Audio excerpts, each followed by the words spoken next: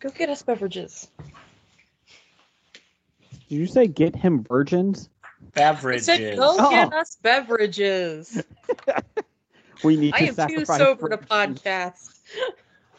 I was getting ready to open up my outline, and then I've just... the greatest pirate movie of the last 50 years. Arr. What were we going to say, Jeff? Island. That's right. Said I was getting ready to open up my outline here on the computer, and I realized I don't need to do that. Nope. Okay, here we go. In 3, 2, 1. Oh, welcome to the History of Bad Ideas, episode number 348, I think? Is that the number? Could Let's be. check. Let's check last week's. That's about 350. I would check the outline, but alas, I could not. You know why there's no outline, Jeff? Wild card, bitches. That's right. It's Wild Card Week. Yeah! Woo! That's right. We got Stephen Izzy from Everything I Learned from Movies is back. Welcome, guys. Hey, everybody. Oh, yes, and And how to get burned to you, too. how did it get burned indeed? They are here. They're going to sit with us this week because it's Wild Card, and you can't do a Wild Card without podcast guest. Right? Right. That's right. Yeah. Be boring if it was just you and the cat. Yeah. Me and the cat? I don't like cats. It would be dead. Sorry. It'd be an even more boring podcast. You want a dead cat? You want Pete to call on you? Believe me, I've tried. Hi, this is How's Will. it going, Mr. Whiskers? That works so much better as more a video blog Yeah, exactly. or a vlog, as we call it in the industry. I would I've learned from the internet and from Netflix that you don't fuck with cats. Never do that. not fuck with cats. No, that no. documentary. Whew, That is a messed up documentary. That was rough. the roughest fish. Yeah, yeah. I liked how the cop, the detective, was fine going into the murder scene, but once you start talking about dogs getting hurt, she starts tearing up. Yeah. Because she has her priorities straight. She's I'm like fine with lining that. up to swallow a bullet at that point, and it's like, whoa, God. I mean, I'm fine with that. I'm just saying. Trust me, I like dogs more than most humans, so except you, Jeff. I like you better than most dogs. No, you don't. Yes, I do. Really? Yeah, Aw, that's sweet. it is. I'm actually surprised by that. Yes. boy, Jeff, good boy. You get a treat, Jeff. Let's see. Intern is gone this week. He's feeling a little under the weather. So he's hopefully better by next week. Yes. Blake is on a top secret government mission this week. And Jim is still drunk on a golf course. Rumor has it he will be back next week. So just to let you guys know, next week we will be having Kevin from the 36 Flicks podcast showing up. 365 flicks. Whatever. Yeah, I was gonna say, you missed something in there, I'm sure. 36 flicks. That's it. Three They slick put flicks, 6 ixa dicks. They about put a these podcast out flicks? once a year. .org. They put out a podcast once a year. Nobody's going to know. It's fine. Anyways. They put out. Yeah, maybe the 365 flicks should be the 36 flicks as often as they record. Three times every 6 months. There you go. 3 times, fool.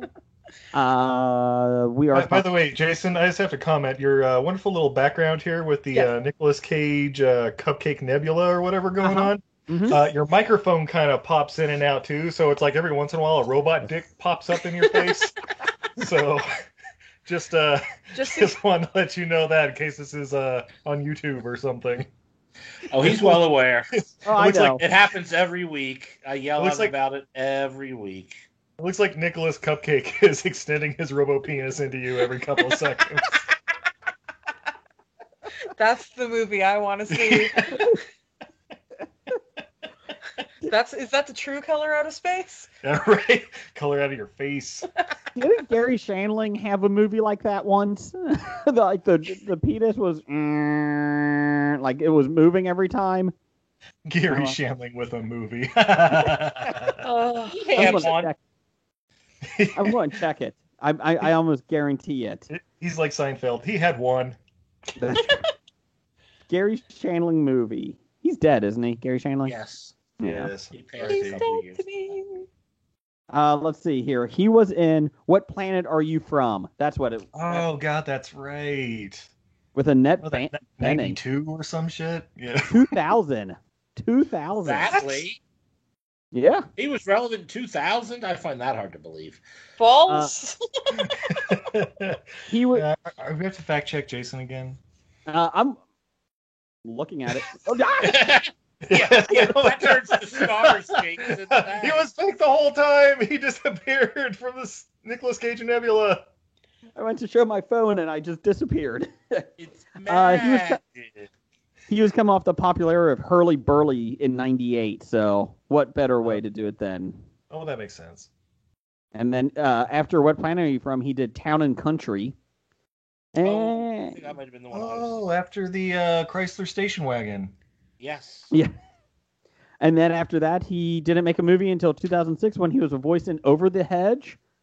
And then that was about it. Oh, no, he did Trust the Man. He did Trust the Man in 2005. And then he did Iron Man 2 in 2010, a movie we should all forget about, except for Whiplash. Yeah. Whiplash was good. That was about it. You know what? Hot take. I liked Iron Man 2. Is that the one where he cries in his car in the That's snow? number 3. Okay, then yeah, I like Iron Man too. I'll be honest. I got to go back and watch 2 and 3 because I don't remember hardly anything. I remember 3, the final fight scene with Sam Rockwell. Oh no, Man 3 Iron Man crying a lot, and then Ben Kingsley was in it. So Iron Man 3 was one of the best Christmas movies ever made. Well, it was written and directed by Shane Black, right? Yeah. Yep. So it was one of the best Christmas movies ever made. Oh, is it better than Reindeer Games? I mean, it is. Charlize gets naked in Reindeer Games. Yeah. Unfortunately, you didn't see Ben Affleck's penis in that one. Damn. Unfortunately, what? Oh, well, sorry. I was having gone. You girl don't get to see the Batfleck? His name is Rudy. Get it? All right. Is he okay over there? Before we get into Wild Card Week, a couple things here.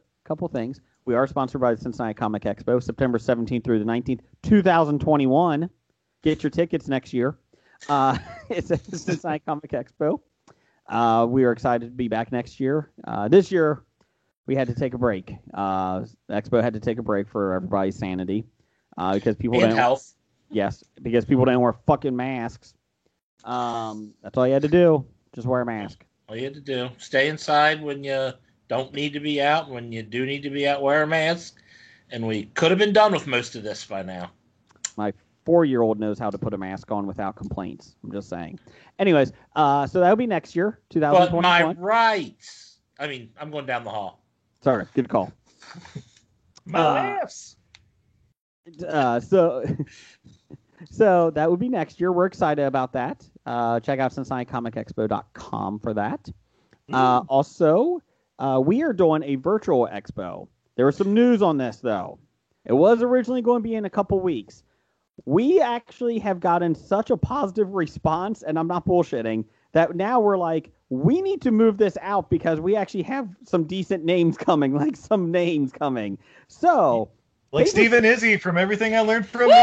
Woo! Thank you for that intro, Jason. Yeah, we'll be on September 20th. Wait, hold on. We might be changing the dates now. Okay, October 16th and 17th, maybe? Something like that. So just, that's what we're looking at now. We will have an update on it. I'll get in touch with you, Steve. Steve, we got something to let you know. Hey, let's try a different weekend because that weekend we might be going to a wedding. Pending Rona. Oh, well, on Friday night we could do trivia. Anyways, or have you podcast, or you can record it. So we are looking. We did get a really good response. We were very happy with it. So we're working with people to kind of change it up, make sure everybody gets enough time. But it's going to be fun. So it's going to be virtual. Paper Street is helping sponsor it in Norwood. They're a comic book shop, tabletop games. So just listen to us, and we'll get you out there. Cinema guys will get everything going because Brad's actually the force behind it. Way to go, Brad. But yeah, so Steve and Izzy might be on it. We appreciate that if they're not in a wedding or getting corona. Steve and Izzy desperately want to be on it as long as things don't change on them. Correct. Get more than an hour's notice. But if you guys are bored the weekend of September 11th and 12th, we'll also be a part of Utah Remote Con, which is another virtual Comic-Con thing here in Utah that we'll be doing a panel about Fast and Furious. And never forget, it's the greatest franchise ever. That's right. But Nicolas Cage isn't in it. Yet. Is it the best franchise ever? Is it? I mean, what competition? Oh, if you listen back to our episodes over at Everything I Learned from Movies with our April quarter April at a time. Living life a quarter April at a time. That franchise gets deep. There are a lot of hidden Easter eggs if you sit through and binge them all in one sitting, like we did. I don't know if I can sit and watch more than one at a time. You know what? You the more you Not watch, with that attitude. It's sort of like eating flaming Cheetos. If you just have one, it's way too hot. But if you eat the entire bag all at once, it's not that bad. As soon as you get that first one down, everything is all numb. Yeah. On a side note, speaking of flaming Cheetos, how's Cool Ranch the rat, the one that Hobie named? The listeners Cool Ranch is doing great. That's right. I didn't post the new pictures. They were being really wiggly, and I took wiggly, blurry pictures the other day. Cool Ranch is great. He is a sweet, super chill boy who enjoys eating snacks. Okay. I like him even better. Just like Hobie. I won't lie. He's actually one of the first ones to greet me at the cage because he knows I'm always bringing snacks. By the way, have we officially called this expo that you guys are doing the History of Bad Expos? That would have been a better name for it. Son of a bitch. It's not too late. We can make a theme song. Only mentioned it like the last 3 times we've been on, but no, I was kidding. Want to change that? Get in touch with Brad. Come on, Brad. Brought to you by Paper Street. That's right. So, anyways, that's the stuff that we have to talk about. Wild Card is fun because Wild Card is there's no outlines. Not that anything's scripted on our show, but we at least have outlines of what we want to talk about. This week there's no outlines. We get to talk about anything we want. We each get some. We each can bring our own stories, articles, whatever we want to bring, and we each get to do our own top 5. Doesn't matter what the other people's top 5 is. Like Jeff has a shitty one, I'm sure, but I have a cool one. I have the best top 5. I doubt that. It's my top 5 numbers between 1 and 5. Spoilers. Or I'm lying because it's not. Oh, I got Nicolas Cage. Number 5, 4. Number 4, 2. Number 3, 5. 5 would be up there pretty high for me because of Johnny Bench. It was his number. Baseball player for the Reds. That's a tough call. He is a dick, though. I don't know. So, you know what? Speaking of Reds and dicks, I mean, Tom Brenneman. Tom Brenneman said he said a homosexual slur during a podcast, during a baseball telecast. And and the reason we know is because he didn't say it on a podcast because someone actually listened. That's true. Oh, that's a good. He has a podcast that he just started. I wonder how that's going. In other news, Tom Brenneman's podcast was canceled this week. I think he might have had like 2 episodes before that. So it's the first rule, even as podcasters, because we're professional amateurs over here. You always make sure that everything's turned off before you talk about anything you don't want on the air, unless your name is Blake. Then you go back and cut it. But it was weird that the first episode of his podcast was titled Birth of a Nation, which I think in hindsight might have been... We were trying to be trendy. It was trending, so that's why we picked it. Before we get into it, because last time we did it was with Stork from Besotted Geek. Good times. Exactly. Nobody's heard of that. I've turned his camera on. With that being said, I'm going to be starting the wild card off. I'm going to have truly strawberry lemonade is my drink tonight. Ooh. Just picked it up at the store. because I made some cheesy goodness for dinner tonight. So that's my wife's famous mac and cheese, which is extra cheesy tonight. I put it in for extra cheese, Jeff. So Jeff, you said you made cheesy goodness? I did. I followed her family recipe. Yeah, to the T. Wow. So she was working, so when she got home, like a good house husband, it was on the table waiting for her. So that's good. But yeah, I picked up some Truly lemonade, the hard seltzer. My wife was not a big fan, so I think I'm going to have about 10 more of these I got to drink. Yeah. You're not supposed to get a whole 12-pack if you don't know you like it. You get the mix and match. We like Truly, but... Truly? Truly, we like Truly. But I wanted to try the hard lemonade. She liked it enough, but she's like, I could probably do one or two at a time at most. So the other Truly stuff we can go through pretty quick. So most hard seltzers actually. Jeff, are you drinking anything? I am not. Steve, Izzy, are you drinking anything tonight? Yeah, we're drinking from Uinta Brewing. We have their Cutthroat Pale Ale, named after the greatest pirate movie of the last 70 years. Cutthroat Island? That's right. Yeah. I mean, I think it's actually named after a fish based on the can. Oh, yeah, there's a picture of a trout on the can. Oh, and I thought it was played after the best version of billiards. Damn it. Trout? Trout's a form of billiards? Yes, trout billiards, yep. Oh my god, I love trout billiards. Nailed it, Jason. Thank you. I mean, it's no cod, but trout's pretty darn good. The roughest fish. You're talking about fish, right? I'm talking about billiards, duh. Come on. Oh, okay, my bad. Let's see here. I just looked down. I have a tweet. Something came up on Twitter. I thought Izzy posted top 5 things to do at a funeral. I thought that was the one thing that you wrote. Nope, never mind. Nope, somebody posted top 5 side dishes, and so I decided to respond with the correct answers. I saw Mormon funeral potatoes, and I thought it was something to do at funerals. I really did. I mean, technically... It kind of depends on the person, Jeff. Kind of depends. If I'm going to the funeral, it's probably someone I'm going to mourn. Can we say when I do die, Jeff? Well, I'll probably outlive you. But if I don't, don't make it sad. I don't want people after Corona. I don't want people lining up and shaking my wife's hand and saying, how sorry. I don't want that. What happens at funerals you go to? They go up and shake hands with the corpse. Weirdo. You know what? That's what I want. So I gotta say, it should have been a closed casket. Kiss them on the forehead. That's not how that happens. I think my mom's got the best funeral arrangements set up for when she passes. Oh yeah. And this is true. She has it lined up. There is a company out in California that will cremate you, put you in a firework, and shoot you off over the San Francisco Bay.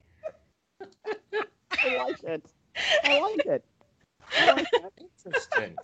Blake has a Viking funeral. He was going to be on a boat, set a fire down the Ohio River. And knowing the Ohio River, the whole Ohio River will catch on fire, too. I was saying, that's how you burn down, like... Yeah. Come on. We like are not Cleveland, Jason. We're not burn our rivers here. That's true. Ours is a mud-based river, so it'll be fine. There's far too much silt to catch on fire. Don't let me fool you. It's not really a river. More of a loose metal grating for mud to slurp. I know that reference. So we will have this real quick. We'll get into Steve and Izzy are going to pick the first news item that we talk about this week, or topic. But before we do, we had a Hobie Poll of the Week at Bad Ideas Podcast.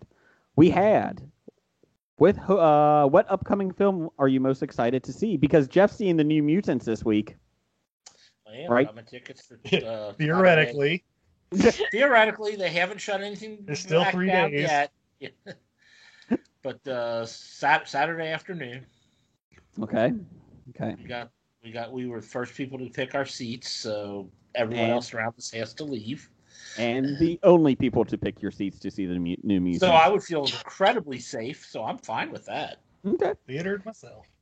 Let's see. We had the New Mutants, Tenet, Mulan, and Black Widow. In last place, because I guess it's on Disney Plus, we had Mulan at 10% of the vote. So wait, is Black Widow coming out this weekend? No. Oh, okay, yeah. It's coming out this weekend. Yeah, like okay. In second place or third place, Black Widow with 21%. Ooh. So, that would be the one that I would pay $30 to buy or rent on video on demand all day long. Of course, then I accidentally, maybe, supposedly, possibly found the script online and read it. Anyways. Why do you do that? It's not like it's the first time you've done that either. You before a movie comes out, you already read the script. I don't understand. Guys. I don't even want to see trailers of movies I know I'm going to see. Guys, the movie already came out 25 years ago. Black Widow? No, Mulan. No. Oh! I was going to say Black Widow came out Widow, 30 years ago, wasn't it? I'm sorry, Black Widow came out like 4 years ago. It was called Red Sparrow. Oh. I don't think Black Widow is going to have that much nudity, though, Steve. Wasn't there a movie called with like Deborah Winger or something called Black Widow? Yeah, that's what I was referencing from the 80s. That she was killing her husbands. Yeah, Deborah Winger and what was the other lady? I forgot her name. I'm gonna have to look that up. Phillips. Grace Jones. Lou Diamond Phillips was that other lady. So thank you. God, he looked good in that dress. Was it the Beatles? That was the Monkees. Train to Clarksville. I'll meet you at the station. And then winning 43% to 26%, Tenet over the New Mutants. Ooh. So Tenet opened in certain countries this week. And the issue that they've been saying is that it's a trippy show because it's not worth the wait. Wait, what? What? What?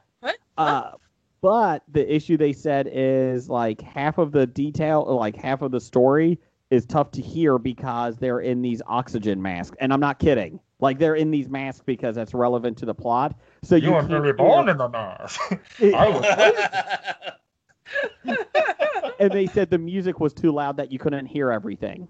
So there is the issues with Tenet. We left something at the IMAX theater because it just was too damn loud. Yeah, and we felt like super old people, but then half the theater left with us. Yeah, I forget. Oh no, unmemorable. Sorry. I thought the same thing. I thought the same thing with Assassination of Jesse James by the cowardly. The coward Robert Ford. Yeah. I thought that my wife and I kept turning up the TV and we could barely hear the dialogue in it. And I'm like, who's your fucking sound mixer? Get it right. Oh, it's when the background is way loud and the dialogue is way soft. God, it drives me crazy. Yeah, I feel like that's like half the movies in the 90s. Yeah, I could see that. Oh, and by the way, Teresa Russell was the other lady from the Black Widow movie. Carrie Russell? 87. No, Teresa Russell. Oh. Carrie Russell's sister. Gotcha. Teresa What? So there you go. Steve, Izzy, let's start wild card off. What do you got? Any articles over there? Well, we also ran a very similar poll, actually. Steve likes to run things up. The question was, so which movie released this Friday in theaters are you waiting on for VOD in 2 to 3 weeks? And the options were, this was before I realized apparently Bill and Ted Face the Music is coming out this weekend, which I thought Didn't they just release a movie? Didn't Bill and Ted just release a movie? No. They just kept announced postponing it. Anyway, yeah. They kept pushing it back. But we have the New Mutants, which for some reason won this poll because it was up against David Copperfield, an adaptation starring Dev Patel I didn't know was being made. And the correct answer, Rogue, where Megan Fox leads an elite SEAL team force going up against ravenous lions in the South African jungle. Hold on. How do we make Rogue even less charismatic than the X-Men reboot? Oh, I know. Megan Fox! Megan Fox! Give it to Jennifer's body, stat! Is Rogue like the sequel to Primal with Nicolas Cage? Because it kind of sounds like it. It kind of does, right? Wait, is it Megan Fox on a boat with a tiger? Not on a boat. They're on land now, babe. Boat. Well, that's just Jungle movie. And you know who else stars in it? I don't know if I even care. Hippo from Chappie. Oh, I do care then. Yeah, I want my fucking money. Do you think Primal 2 will take place on a train and like go the Under Siege route? Goes from a boat to a train? No. Primal 2 Dark Territory? Is that what we're talking about? I think they're going to do the opposite of Speed. It's going to be on a bus next. Oh, shit. Oh my God. There's a Jaguar loose on this bus. And if the kid below 50 miles an hour, he'll kill us all. Yeah, right. 10 minutes later, the end. It wins. Too many motherfucking Jaguars on this motherfucking bus. No, it's like a San Francisco Muni bus, though, so the driver is safe between the bulletproof glass. Oh, yeah, and then there's that accordion in the middle that they could use to trap the tiger. Yeah, there we go. Unfortunately, the bus driver didn't wear a mask, so he died of COVID at the end. The end. Spoiler alert for the end of Rogue, and when Nicolas Cage shows up, it's going to be a tie-in universe. You do realize that I don't know if you ever heard this story though. Steven Seagal. One of the scripts being floated around for Under Siege 2 was, I'm not kidding, was with hot air balloons, and I don't know how you would do that. Yes. But it was going to be on hot air balloons. If they could figure out a way to do it, though, it would be awesome. The working title is Under Siege 2 Over Siege. I'm sold. In. Oh. Fucking in. Or up. I don't know. Up. Just do it as up. Why is this secret military base hooked up to a bunch of balloons? I don't understand. It's not weather balloons. It's aliens. Not again. Clack, Oh my clack. god! And it's all the prequels to Space Prison. It's called Lockout. It's called Space Prison. It's Space Jail. Yeah. I'm missing this. What's Space Prison? Is it a real movie? There was a movie came out about 10 years ago called Lockout, starring Guy Pearce. It's basically, it was such a ripoff of Escape from L.A. They actually had to pay John Carpenter, who was Luc Besson, I think, was the producer and everything behind it. Picture Escape from L.A., but it's on a space station. Yeah. Starring Guy Pearce as a sassy Snake Plissken kind of guy. Yep. Doesn't he even have a eye patch at one point? Arg?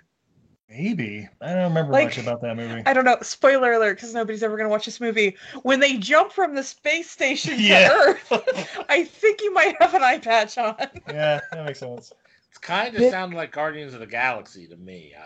Very similar. You wish. Oh. You wish they could afford a good soundtrack. Is this before or after Guy Pearce was in the timeless classic Time Machine? Oh, after. Yeah, I mean, it's like 2011 or 12 or something like that.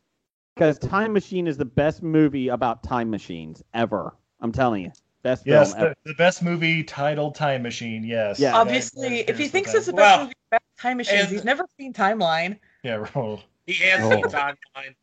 Yeah. I have seen Timeline. Trey Boucher. I love Michael Crichton. We might need to bring. We might need to bring. Whoop, we lost you. Oh, there we go. Now we got you. You know what the best part is about timeline is? Hey Jeff, we need to bring a weapon back in time. Just for protection. Hey, how about this grenade? Perfect. Let's bring it back. If you're going back in time, bring grenades with you. As we know, the greatest weapon they brought with us was 13th century French expert Gerard Butler. And he makes it all the way through the movie. Yep, every step of the way. I just. Isn't that his image on the grave at the end? Yeah, what? No. Is he the one that stayed behind? No. Oh, well, I mean, sort of in a way. And I mean, the bad guy, of course, is star of Island of Dr. Moreau, David Thewlis. He's not in that movie. He's the star. He's the one in every scene, and no one knows that. He's acting for a broken. I think you mean star of Dragonheart, David Thewlis. Oh God, that's right. Obviously, the best part is when he plays like a 14-year-old boy. Guys, obviously the star of Wonder Woman, David Thewlis. Wild card, bitches. Timeline was in what year was this? 2003. Oh my God, Richard Donner directed it. Yeah. I love that Written movie. by Michael Crichton. I unapologetically read the book. That book is Jurassic great. Park and Superman come together to do a time travel story about 13th century France and mirrors. Did Crichton write the screenplay or just based off his book? It's based off his book. It was based off his book. I mean, loosely. I mean, if he wrote the screenplay, then God, that's terrible. The book was good. The book was very good. The book was great. Yeah. The box office, it made $43.9 million, and it was a budget of $80 million. Timeline did not do well. But see, I'm surprised it had a box office. I thought for sure it was a made-for-TV movie. Nope, I saw it in the theater. Just to let you guys know, it's on Cinemax East tomorrow at 10 p.m. and 1 a.m. on Cinemax West on the West Coast. And it's on Action Max East at 4:10 p.m. on Friday. Just to let you guys know. Pretty excited. Timeline. We got timeline here. See, nobody cares. But the thing, trebuchets, Jason, the trebuchets. I love the trebuchets. I love trebuchet. They are all over Time Machine. Timeline. Nice rapper in Cincinnati. Billy Connolly is in it. Neil McDonough. How do you say that? He plays the bad guy in everything. Steely blue-eyed Neil McDonough. You mean M. Bison? Yep, that's the one who's off the T-1000. Not Robert Patrick. You mean M. Bison from the Legend of Chun-Li, Street Fighter? Yeah, still haven't seen it though. I meant like the bad guy from like season 3 of Arrow or whatever. Oh yeah. Minority Report's Neil McDonough, Tin Man himself. It was edited by Richard Marx. I hope not the singer. Yeah. I kind of hope it was the singer. Although I learned to make a movie again. That's not Richard Marx. Damn it. That's Clarksville.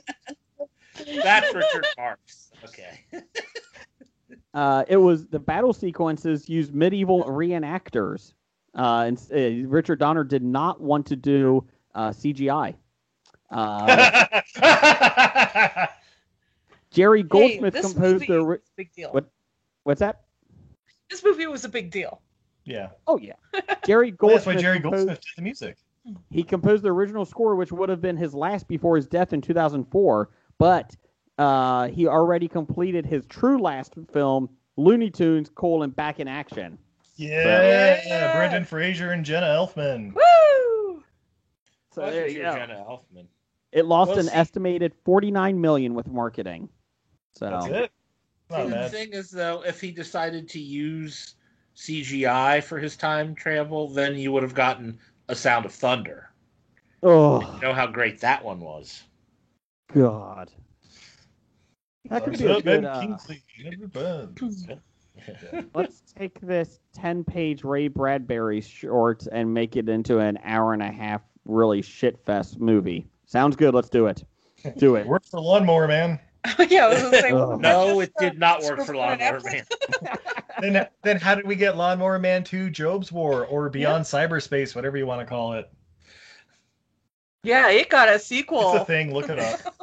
Oh, we know, but we're just trying to figure out what the answer is to that question.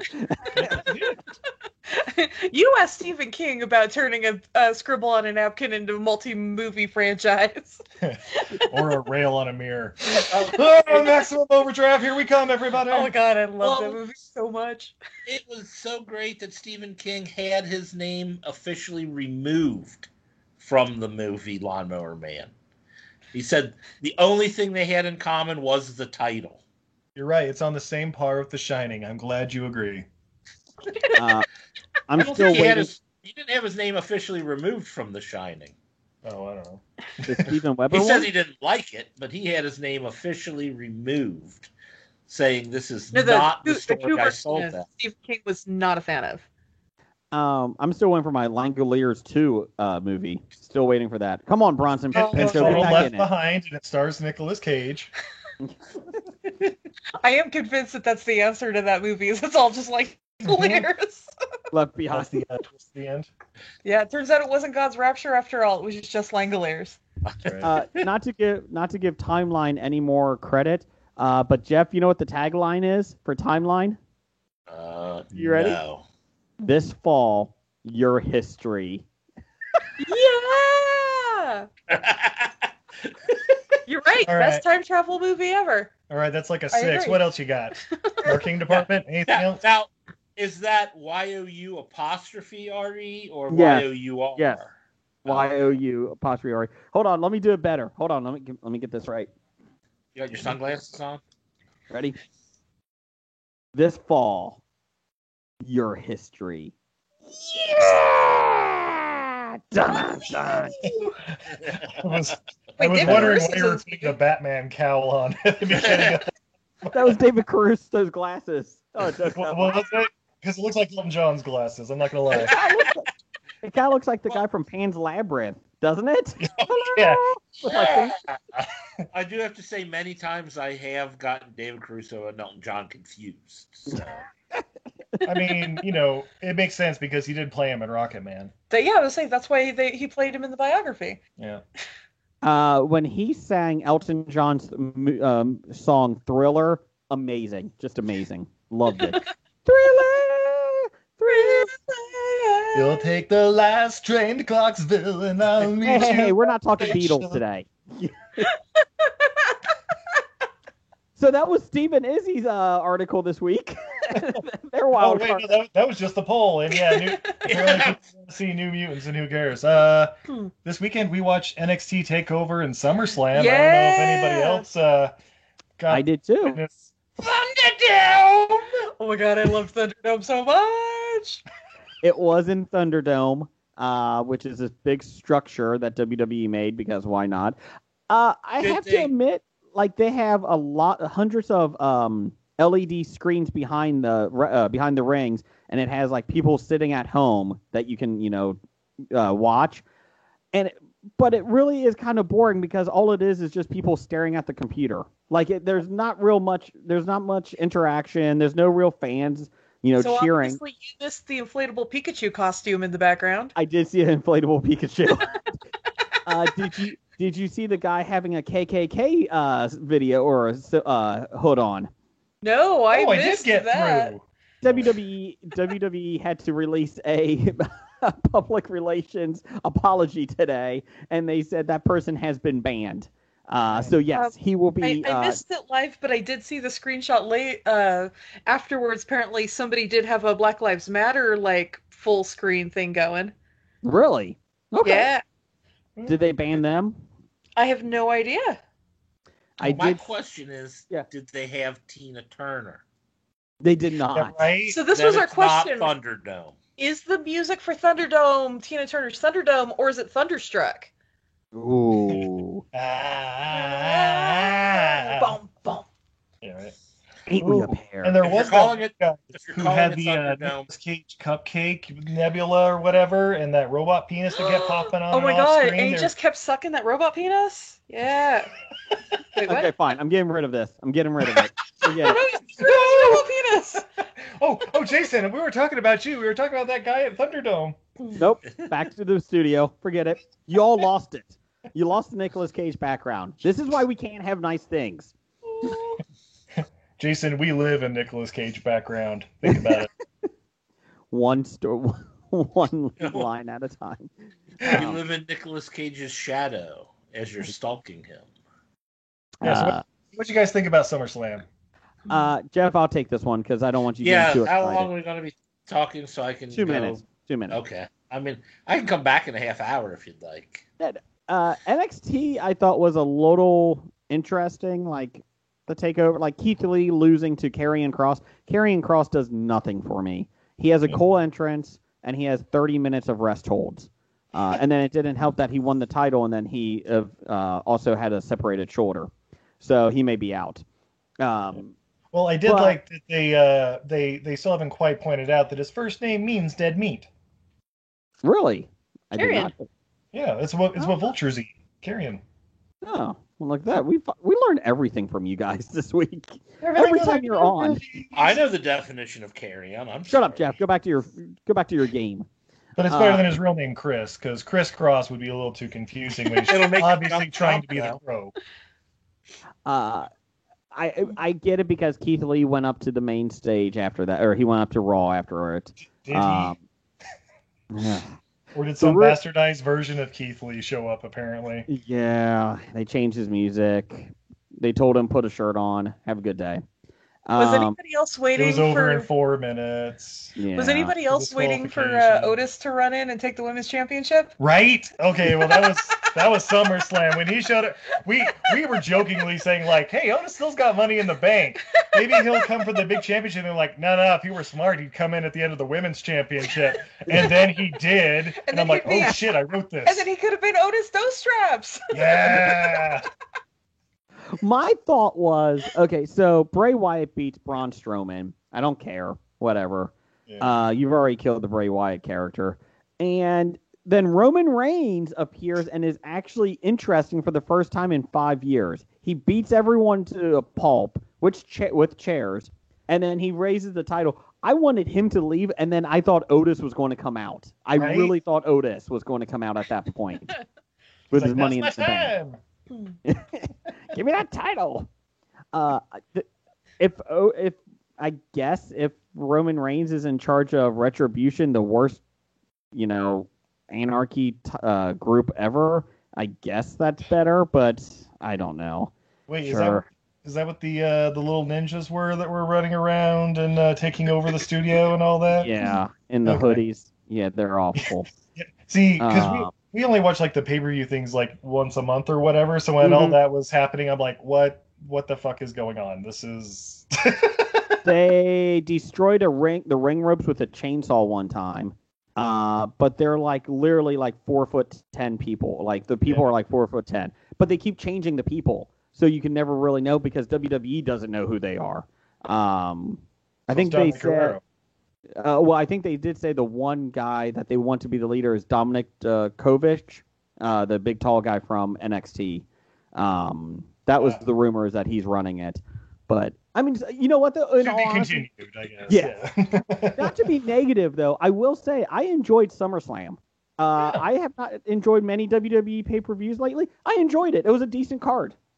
Yeah, I liked it, too. It was really entertaining for all, about 4 hours or so. And it was over by 10 o'clock. That was really nice. Ask, did they actually count on good wrestling to keep you entertained? Because the last time I tried to watch something since COVID had happened, and they're still trying to do all the storylines and whatnot, and then bad wrestling, and with no crowds and whatnot, and they're still trying to do he's sneaking in shit, and I'm like, just show us a good fucking technical wrestling match. And I know you were waiting like us for them to throw somebody into the screens and really piss off Vince McMahon. That didn't happen yet. I was kind of expecting the ninjas to pop up behind the screens, though. That'd have been kind of cool. Go ahead and take that one for free, Vince. The next one you got to pay for. But yeah. I did like in the Karrion Kross Keith Lee match, Keith Lee missed Karrion Kross and punched the plexiglass at the ringside, and it fell over. Yeah. And if you look real quick, Karrion Kross, who's supposed to be this big-time villain that never has emotion, he starts laughing. You see his chuckle, and he's like, oh, shit. Go back to a serious look. You know what? NXT was okay. I liked the ladder match a lot. Yeah. I mean, it was entertaining. I mean, for those 2 nights, I was entertained. So I called that a win. But did you guys watch the WWE Network special after that about the WrestleMania this year? No, but we're probably going to be watching it like later this week because it seemed interesting. Yeah. But after 4 or 5 hours or whatever, we're like, all right, we're good for we had to clean up dinner and My wife was working and I was off on Monday. I was off yesterday, so I was like, oh, I can stay up. So I watched that right afterwards. And then I watched the Sasha versus Bayley NXT TakeOver Brooklyn documentary about them getting ready for that match. And that was phenomenal. That was awesome. Phenomenal. Just to see, the 365 documentary about WrestleMania this year, that was really good too. I like seeing the behind-the-scenes stuff with Drew McIntyre. And he's like, my big moment, and there's nobody there. And he's like, I felt pretty bad for myself. I was like, fuck, man, my big WrestleMania moment. No one's going to see me win this title. And then he's like, And then I realized I'm not sick. I don't have COVID, and there's a lot worse things going on, so I'm okay. Wait, nobody's gonna see it except for all of the subscribers and everybody who paid for it around the world. It's not correct, just us, babe. I think WWE has 3 million subscribers, 2 million. That's not bad. What they said. No, that's not bad. Vince McMahon's paying the bills. Yeah. Well, they said they needed 1 million to make a profit or to break even, so they're double that. Well, and that was before the XFL. True. But The Rock bailed him out of that. Oh yeah, by buying it for like 2% of what he paid for it. I love The Rock's in charge. Yeah. Oh, it's gonna be so good. See, The Rock had to ante up. What was his that game show he had that your coworker was on? The Titan Games. Titan Games. He had to take that to the next level. That's right. It's going to be a lot of Titan Game contestants and Roman Reigns running the XFL. Watch it, everybody. By the way, we know from an inside source, Titan Games, totally not rigged for sure. That's why it's all blonde people that are winning. No. Is it German? That's why it goes red, blue, red, blue, red, blue every other weekend. We watched the first season of that. My son really liked it. And we really haven't come back to it. I watched 5 minutes of it. Is that close enough? Yeah. Have you caught up on The Floor is Lava yet on Netflix, Jeff? You mean started? No. Yes. Okay.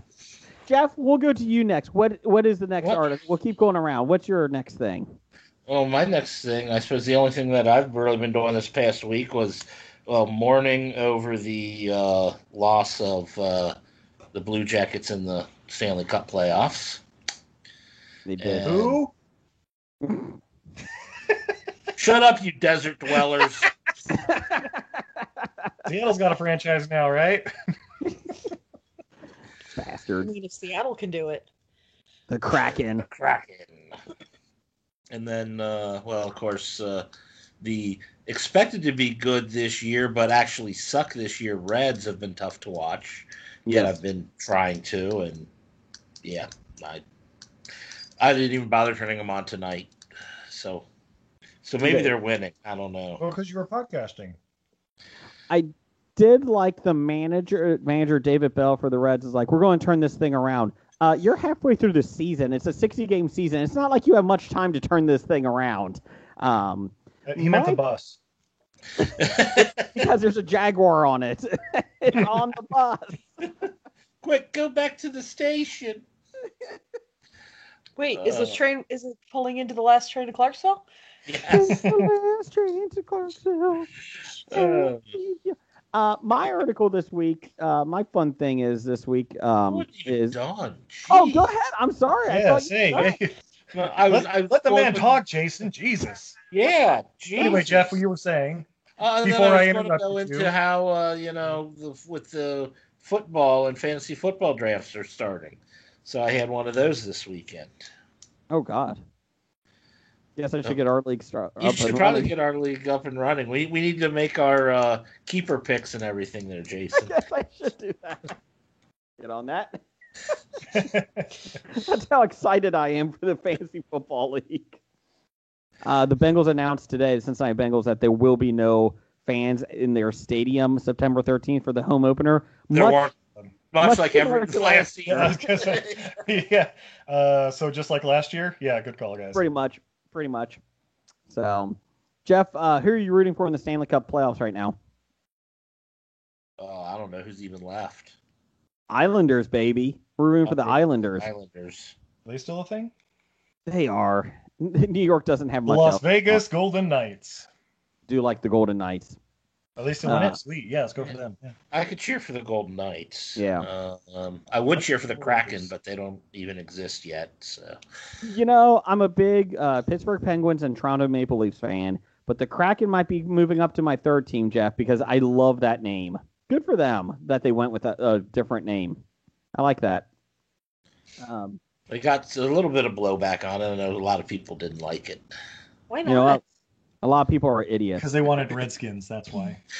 Yeah, and with the logo being a potato, I get it. I am also a huge potato fan. Which makes sense up in Seattle, because that's right next to Idaho. Right?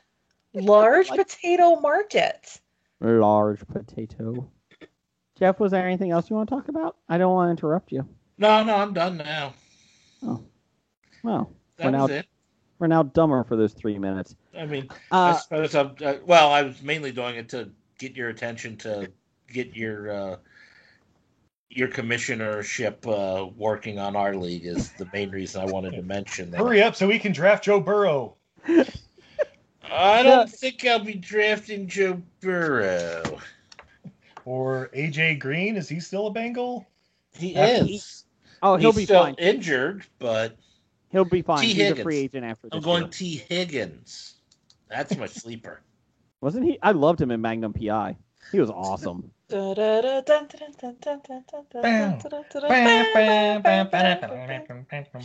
thought you were doing Baby Shark. Very similar. No, you haven't heard. No. You want Baby Shark driving a Ferrari. Stop. You guys haven't heard. That is the ancient chant that has angered the spirits. That's why 2020 is all fucked up. It is. I've heard that. It's because of Baby Shark. Actually, since I heard that, I've been singing it a lot more. Baby Shark. Because don't you know, you have to want the same chant that brings it into existence is what dispels it. Oh. So if I sing it, do you think it will help? No, because you won't be singing the right words or tune or melody, so it won't even notice. Baby beluga whale, yeah, baby beluga whale. If that theory were true, don't you think the Bengals fight song would have done something over the last 60 years? Literally anything. Hear the Bengals roaring, Bengals mean fight and song angry. is so terrible. No, I don't think it. Grrr. Let's see here. I have one good article this week. This made me laugh really, really hard because I love holier than thou shitheads that think they're better than everyone and then they fall. They just How dare you, Jason? How dare you talk about my husband that way? Sorry. Steve, this is not about you though. So you're okay. Yet. Jerry Falwell Jr., the president of Liberty and the son of, Jerry Falwell, the piece of shit pastor, whatever that piece of shit was. He had to resign today from Liberty because today, meaning the day the article was written. Yeah, today actually Tuesday, August 20th. Time of this here recording. Yes, because his wife had a affair with a pool boy. Oh, pool boy, and he liked to watch them have sex. And then by the pool boy. Yes. Then the pool boy became kind of fatal attraction, like is what Jerry Falwell was saying, and started blackmailing them. Well, yeah. I mean, obviously. So this is the best part. So basically he loved to watch. And then he was also Jerry Falwell. There was photos of him with his pants unzipped, next to a woman that had her pants unzipped. He said it was just a joke at a Halloween party. I don't think so. So this holier-than-thou piece of shit that reopened Liberty University because he said COVID wasn't really a thing, and then they proceeded to infect like 400 students instantly in that first week back. Yeah, this piece of shit is now resigning, and hopefully no one ever follows this piece of shit preaching asshole ever again. You sure that's Liberty and not Notre Dame with all the... Don't get me started on Notre Dame shit. That freaking college. Oh my god. University. I'm sorry, you mean football program who also does teaching as a side gig? The Fighting Irish? Wait a minute, that might be misconstrued somehow. As an Irish person, I would like you to fight me over that statement. As I was an Irish person, I'd also like to fight you over this comment. Don't even know what accent is. Jason. Is that your South African? Jerry Butler. Don't know what's happening. I think Steve's having a stroke. Do you smell toast? So what I'm hearing is the TV movie that's going to come out starring William H. Macy with Jerry Falwell Jr. Jerry Falwell Jr. That's right. And Mario Lopez as the pool boy. Let's see. The pool boy, Giancarlo Granda. I think he plays for the Marlins. Yeah. A former employee said he saw Ms. Falwell flirting with several young women at the pool and reportedly told him, "That's why you have a pool." Those girls don't know what they're doing. You need someone with more experience. She invited him to her room, according to Granda, and who said that Falwell Jr. came out wearing a Speedo after his wife told Granda her husband liked to watch. The relationship continued over the years. He even released a recording of a phone conversation with the couple in which Becky expressed jealousy. Let's see here. Pornhub is discussing the rights to the videos as we speak. Falwell Jr. spoke at the 2016 Republican National Convention and is credited with securing the evangelical Christian support for Trump. So there you go.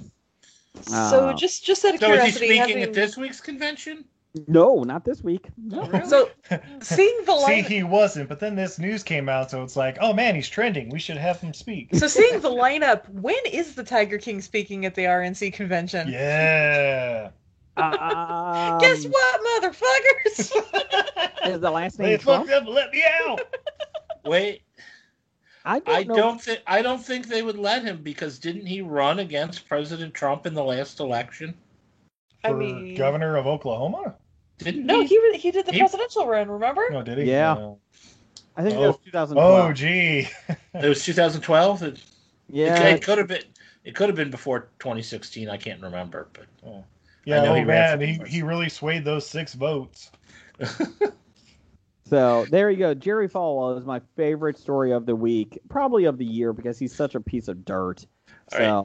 I've got a question. Yeah.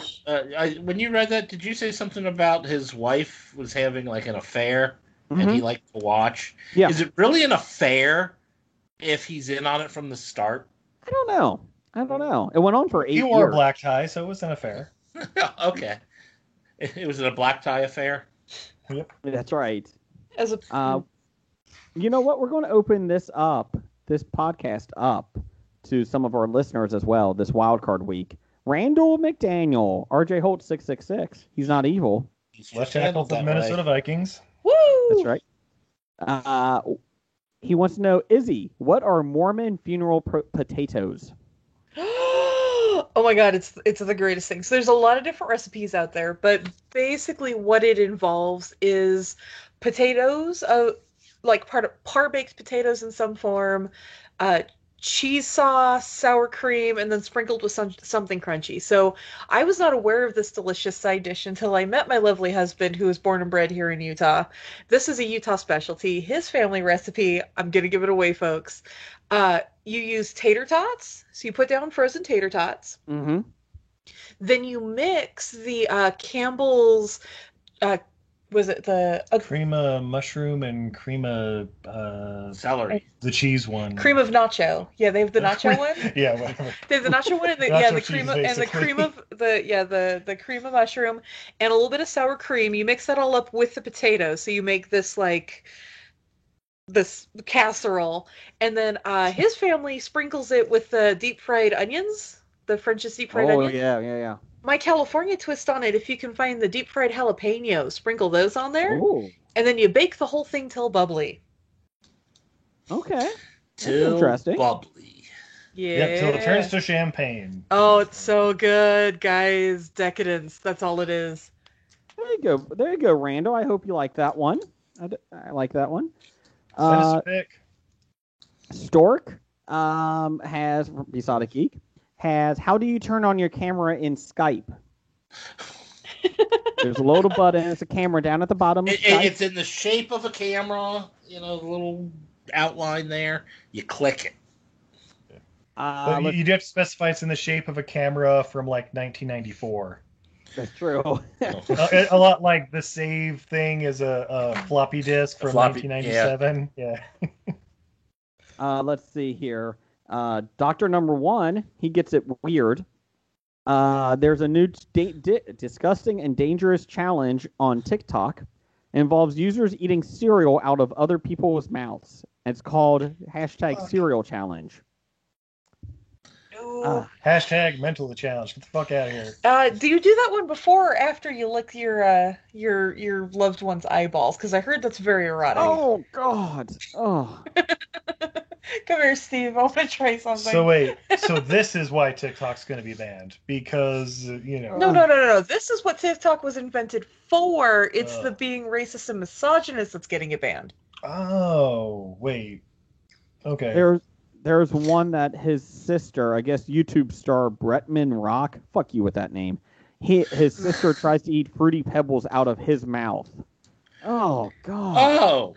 That's wrong on so many levels. By the way, Yeah. You said it got worse when you said they were guys. Who else is he gonna eat it from in this environment where you're supposed to keep in your little COVID bubble? The cat. Think it through, the guys. The cat. It's a lot like, who do you think Jerry Falwell's wife's gonna have an affair with? The pool boy. Oh my God. You said his name was Bretner Rock? Yeah. Bretman so is it Rock. Better as Bretner Rock or as Rock Bretner? I don't know. Sorry, I'm looking at this like Bretman Rock. He's a YouTube star. What the fuck is Bretman Rock? I'm going Bretman Rock. Let's see here. Elton John had a song about him. # fuck Bretman Rock. That's right. Guys, I don't think we want that one trending because otherwise we're gonna get more obscure TikTok videos that we don't want to see. You know what? Just for that, I'm never gonna watch one of his videos. Who? Were you in danger of doing that before this? I might have stumbled upon it. With a name like Brett the Hitman Rock, I mean, that's kind of intriguing. The other one that's trending right now is called the New Flex Challenge. And it was created by trained gymnast Jax Krantz. There we go. Big. Let's see here. Basically, you lie down flat on the floor with your legs straight and your hands behind your back. Then you've got to try to stand up by bringing your legs out far enough to get up onto your feet without taking your hands from behind your back. See, at least that's useful. It's exercise. Yeah. Eating cereal out of another person's mouth is not useful. Stop it, people. Stop it. It's disgusting. It's useful if you're starving. Yeah, tell that to kids starving in India. Sorry, my bad. Let me eat your Fruity Pebbles out of that. You're not allowed to eat because you're finding your food in other people's mouths. The only way we can eat is if we eat it from the mouth of Maharaja. Nope. Let's see here. I think that was about it. We had a lot of top fives coming back from listeners. They had their own top five. I like that. That was appreciative. After 3 wildcard episodes, they finally realized what to do. So the listeners have started sending stuff in for the top fives. Their own wildcard bitches. Top fives during our top 5 segment. And a big thank you to our wildcard bitches out there. Top 5 games involving wildcards. Number 1, Uno. Wait, Number 2, Uno Attack. Number 3, Joker's Wild. Let's see here. Is that the Snoop Dogg version? I have no idea. Did anyone else have anything? I got one other thing, but I don't want to cut off anyone. Jeff, you don't. But Steve, you got anything else you want to talk about? I mean, the new Batman trailer looks stupid. You know what? All right, which trailer looks stupider, the Batman or the Suicide Squad remix or whatever? All of them. You know what, Izzy? This is why it's like we're part of a show. You segued right into DC Fandom, the virtual. The Batman trailer came out with Robert Pattinson. Wait, we were talking earlier about franchises that wanted to pick uncharismatic actors to suck any life out of what once was a good idea. So, hey, here we are. I like that in the trailer they're using Batman to use his detective skills because they never do that in the movies. I appreciate that. Even Batman Forever, they did find out that it was Enigma, Mr. Enigma, Edward Dick. Yeah. That was the most 1966 Batman thing in the whole franchise. Even more so than 1966 Batman. More than the Mr. Freeze puns? Yeah. Nice to see you. He never said that. You loud. Talk about your cold shoulder. Shout out to Vivica Fox. Do you know what killed the dinosaurs? The Ice Age. Most quotable Batman ever. There, I said it. Tell me, Doctor, do you like the circus? Wait, having this guy remembering that quote over and over again makes watching any sort of Star Trek thing absolutely impossible, because anytime anyone speaks to any doctor, they'll go, "Tell me, doctor." And then I have no idea whatever follows, because it's always... I would say watching any Star Trek is tough to do. I'm just saying. Oh no, we're actually really, really enjoying Deep Space Nine. I won't lie. Top 5 Deep Space Nine characters. What episode are you on Deep Space Nine? In season 3? Yeah, about halfway through season 3. Okay. I'm on season 13. It's really good. It's really picking up steam of Deep Space Nine. Episode 12, really good. Really good. I think he's confusing it with Supernatural again. Oh no. Or I'm by the way, confusing it with the monkeys again. Spoiler alert, I think Supernatural might be in their final season. Yes. Final season. 24 years after their inception. Final season of Supernatural is in November, the last half of it. The CW announced it. So real quick, the Batman, I like that they're making the Riddler a serial killer. I like that idea. Yeah. Yeah, very 7 of them. Yeah. I didn't get that from the trailer. Oh, you gotta look deep into it. Shut up, Jeff. I wasn't even paying attention, and I got that. Yeah.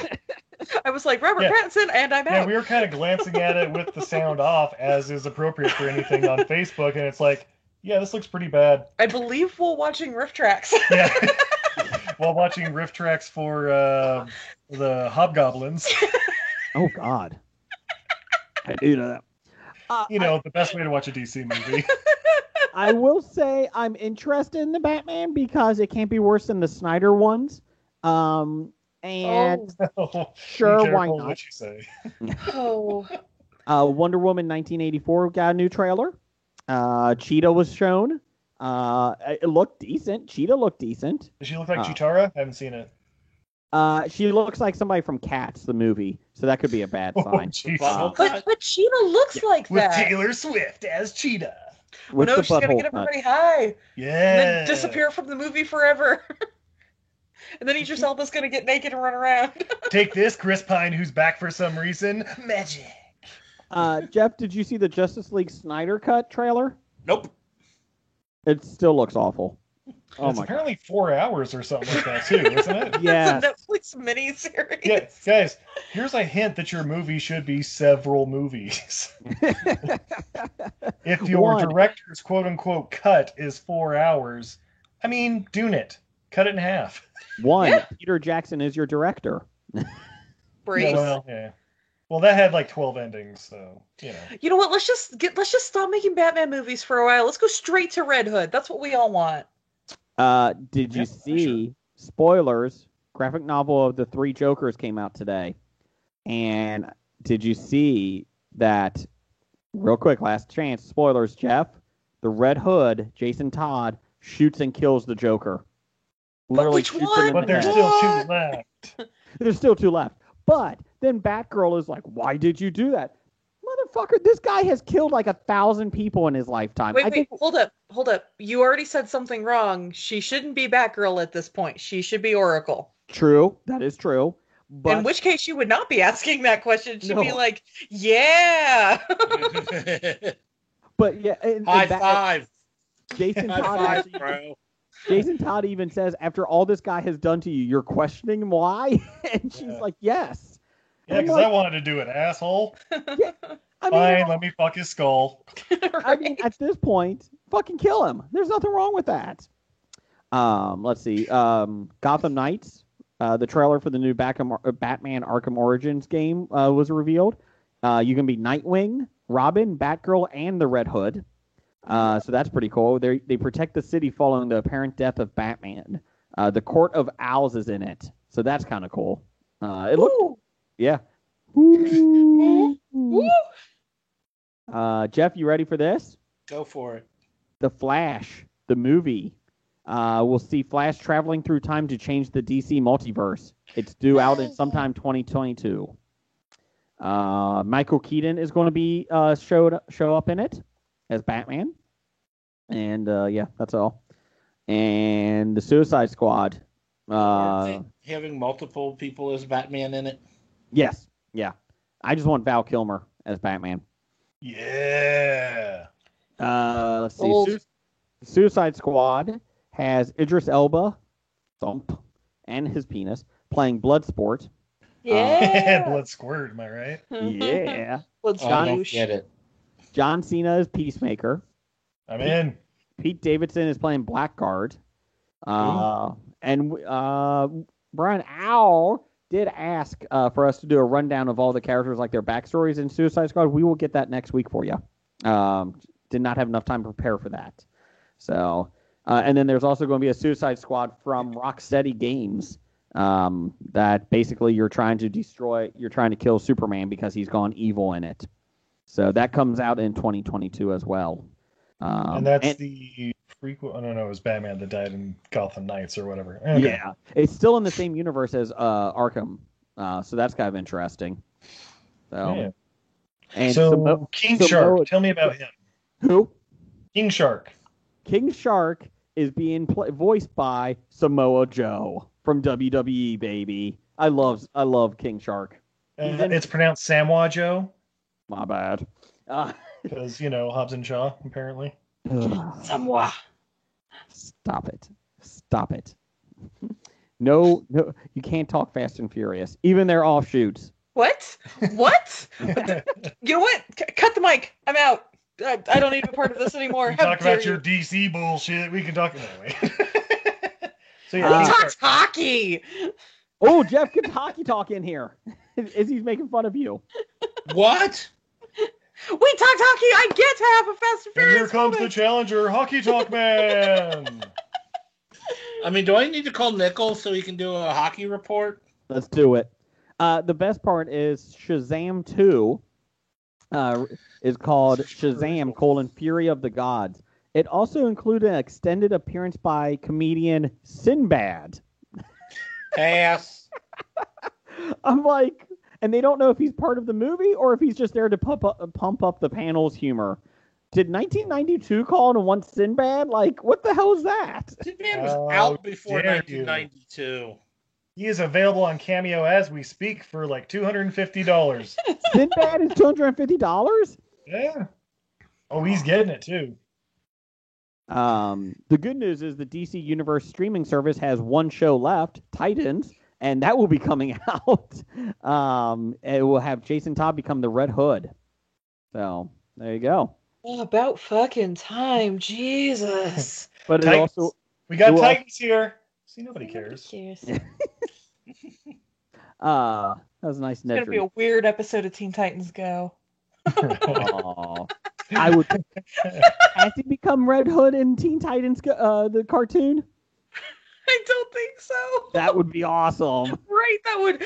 And you know what? I wouldn't put past that series. We have to get a new Robin. Oh shit! Robin's got rogue. I want to see him kill the Joker in the cartoon. That's it. I'm hanging out with Deathstroke now. That's right, everybody. Well, I don't know. At least in one of the Red Hood, comic iterations, Starfire's a total slut. So yeah. Nothing wrong with that. There's slut shaming here. Yeah. Jeff, False. you ready for? Give me some top 5 music.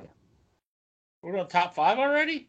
Sure. Well, yeah, because we got a whole lot of them. Oh, I mean, we didn't even do the box office rundown. It's a wild card, bitch. We don't do that. What? Top 5. I got the box office rundown ready to go. Jesus. Do you actually do that? I brought it up. If I hit the right buttons on my phone, I will. That's the most work you've done on this podcast in years. It is. It is a wild card week. Go ahead. Number 1 in theaters. Wear a goddamn mask. Number 1 this past weekend, Unhinged made over $4 million. Whoa. 4,761,000 to be precise. Number 2 was last week's number 1, SpongeBob movie, Sponge on the Run, made $550,000. Okay. Number 3, Words on Bathroom Walls, made $419,173 in its opening weekend. This is where our society is. Words written on a bathroom wall is number 3 at the box office. It's just 7 hours of footage shot inside a bathroom stall at a club. No, it's actually you pay your, $8 to go into the bathroom and read the words on the stall and then leave. That's $75 worth of large popcorn and a soda. Number 4 at the box office, called Glory Hole, starring Gerard Butler. Can't believe Words on a Bathroom Wall beats Glory Hole, but hey, it's the times we live in. Hey, these are the official box office numbers. Nobody said anything about downloads. You wouldn't talk about a Glory Hole, would you? Stop it. Behave yourself. We're a mature podcast. Glory Hole, you won't see it coming.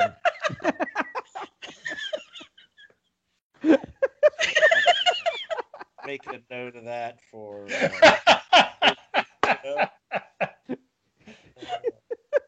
Well, see, it ties back in with SummerSlam too. Wasn't that the tagline for SummerSlam this year? Coming. That's right. Yeah, Roman Reigns in the Glory Hole. All right. Yeah, the actual number 4 this week was The Goonies, the 2020 re-release. Made $260,000. $259,999 too much. Jason's jealous. Number 5 in its opening week, Cutthroat City made $243,379. Sequel to Cutthroat Island. Sequel to Cutthroat Island. Yeah. All right, beat you to it, Steve. Beat you to it. There was a delay. Oh. The thing that will really get Jason angry was at number 6 was Star Wars Episode 5, The Empire Strikes Back re-release, made less than the Goonies re-release. Yeah, I see it. Horrible. How many Goonies do we have versus how many Star Wars do we have? Come on. Too many Goonies. There's too many Goonies. That's why. Too many motherfucking Goonies in this motherfucking franchise. Well, guys, I don't know if you know this, but if you have a movie that stars both Sean Astin and Josh Brolin, it's gonna crush whoever's in that Empire Strikes Back one. I don't remember who's in that one. Darth fucking Vader. Hayden Christensen? No, Hayden Christensen is not in it. No, he's not brought back in until the very end of Return of the Jedi. I'm sorry, that was Life as a House. Sorry, my bad.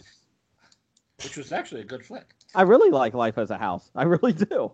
Did you like Hayden Christensen in Jumper? Nope. Did you like Jumper, Jeff? Nope. What about Outcast, starring Hayden Christensen and Sir Nicolas Cage? Check it out this week. Woo! Probably available on Tubi. Let me ask you this, Steve. Do you get paid by Nicolas Cage? Oh, I mean, God, not directly. That's how you get caught.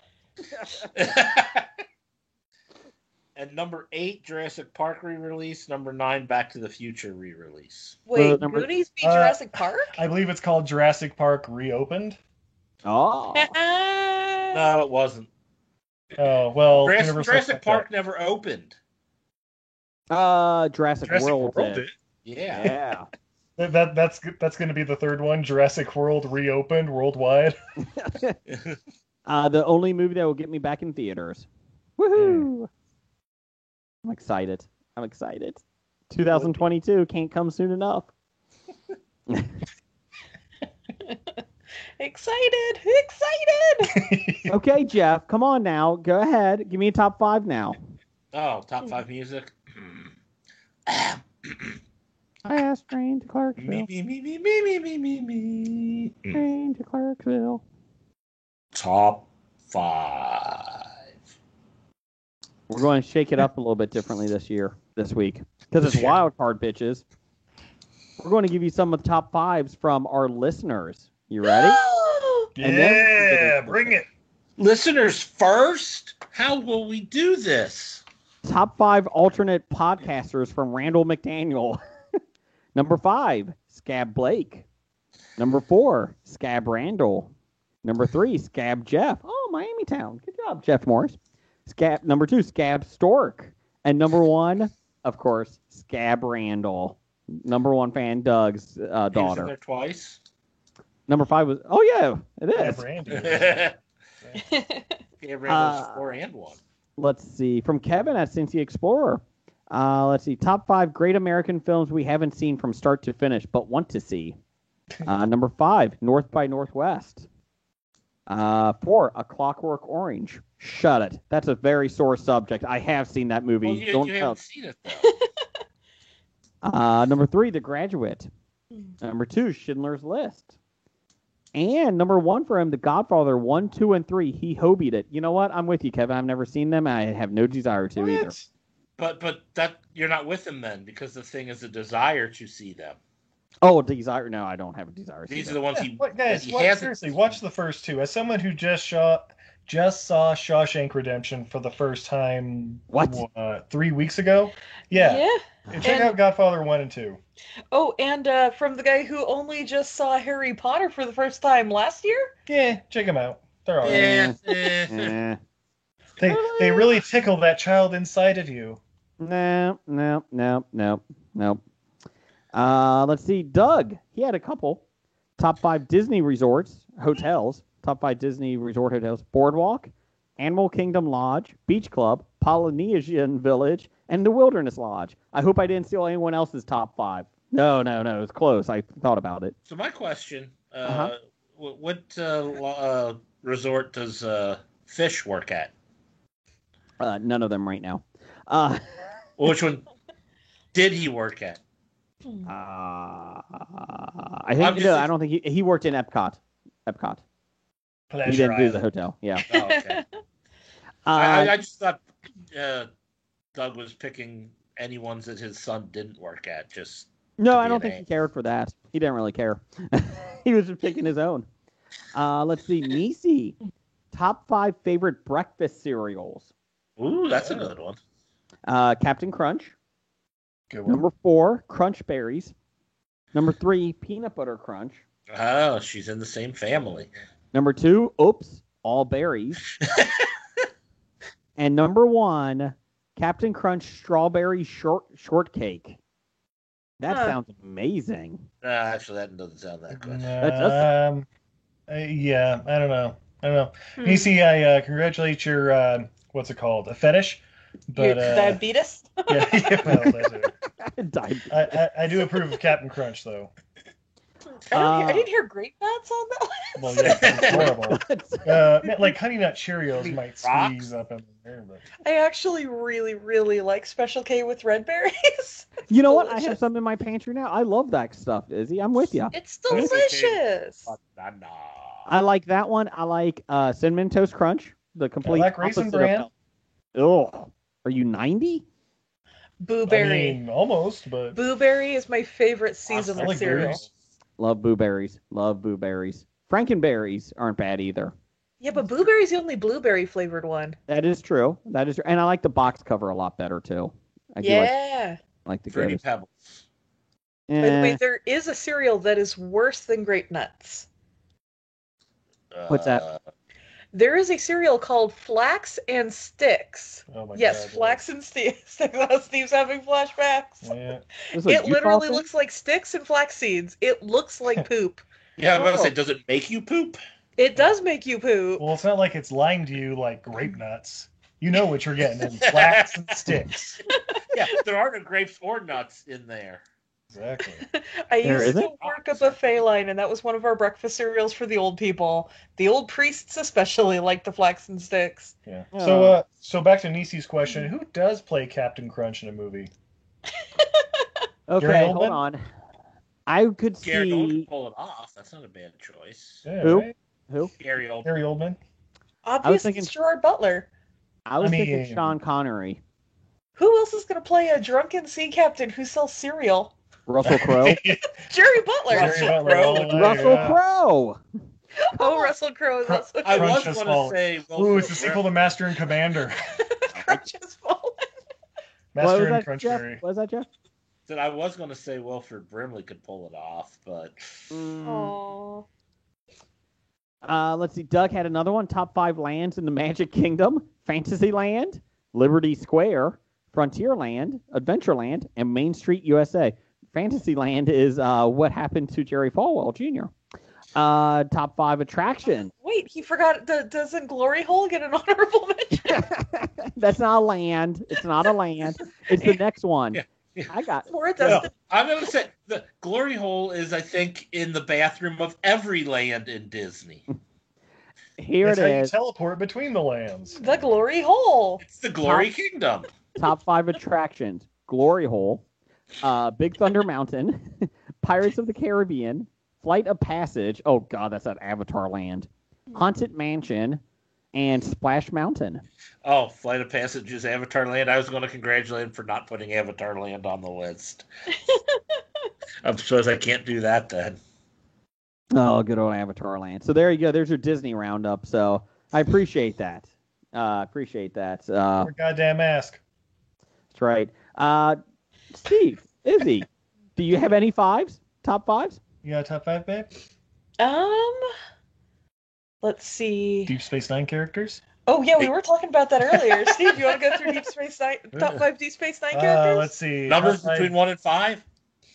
Yeah, let's see. Number 5, that big guy who doesn't say a word. Oh, like Gorok? Morin? Morin or something? Yeah. The big guy who sits at Quark's bar. Yeah. Always has like a lady at his side or just finished a conversation, but you never hear him talk. And they're like, that guy, you get him going. He just goes 1,000 words a minute. We love that guy. Yeah. You know what I like so far about your list? Is that you think Jeff and I know these characters. I like that. We're just going to assume you know everything we're talking about. I assume Stork doesn't even know who we're talking about. I've heard him do trivia, and I'm just like, I got about as good a chance of getting him right as he does. Shots fired. Let's see, number 4. You got to have Quark up there. Got to have Quark, yeah. Oh, yeah, Quark. Right. Yeah. Yep. He's a big ear guy, right? He's got the big... Okay, I know that. Ferengi. He has very large lobes. Is Riker up there? Is Riker on there? He's not, Thomas Riker. He shows up for an episode of Deep Space Nine. Sounds good. Yeah. He's just the top in all of Star Trek as far as I'm concerned. So, in case for those of you who don't know, Will Riker, who is the number 2 on the Enterprise, was involved in a transporter accident because Cole Meany was off duty, and that's when everything bad goes wrong. And so now there's 2 Will Rikers in the universe, and they can't get rid of either of them. So one of them takes the middle name Thomas and goes off and joins a rebellion. Is that true? Like, that is what that happened in real life. Not real life. There are 2 Jonathan Frakes. Yep, one was started in Star Trek. The other one went on to host Beyond Belief, Fact or Fiction. Ooh, I love that show. So, what's your number 3? Let's see who else we. Probably Garrick. Oh, Garrick. Yeah, I actually really like Garrick. Played by Andrew Robinson, who you might know from Hellraiser and/or Cobra. Yeah, he plays the Cardassian. Yeah, he's a tailor, and so he's like hemming dresses and that. And you really don't know if he's a super evil guy or if he's actually just a nice guy. And literally, we were watching an episode, and I was like, I like Garrick. I like that you have no idea what side he's on. Boom! They killed him off for an episode as they said those words. Yep, thanks, babe. That was great. Don't worry, it just turned out it was like an alternate timeline or something. Yeah, and also don't feel too bad because he may or may not have been the Kardashian equivalent of a Nazi general, just following orders. And it turns out he's actually pretty proud about all of that. I mean, but he's not allowed to go home either. Yeah. He may or may not have been a Kardashian equivalent of a Kardashian. Oh, like he makes the Kardashians look nice. Impossible. Even Caitlyn Jenner. All right, so we got number 2 and number 1, babe. Well, I mean, number 1, Cisco, right? Yeah, Cisco's pretty great. So number 2 is Odo, the shapeshifter. Yeah, Odo's pretty good. He's great. Yeah. Give me he can turn into rocks and stuff. Yeah, Renee Aubergine or whatever his name is. Yeah, he's awesome. Renee the eggplant.